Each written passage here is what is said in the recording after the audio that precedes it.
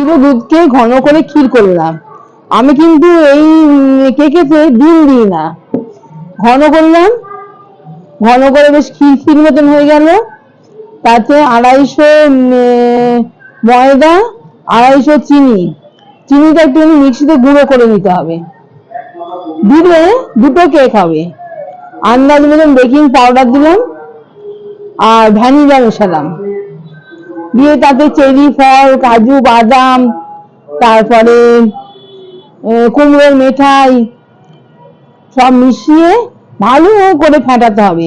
যত ফেটানো হবে তত জিনিসটা ভালো করে ফুলবে। এবার একটা বাটিতে কাগজ পেতে তাতে ঘি দিয়ে, আর ঘি বা সাদা তেলও দিতে পারেন, মাখনও দিতে পারেন, যাতে চট করে উঠে যায়, নিয়ে তাতে দিয়ে প্রেসার কুকারে বসাবেন।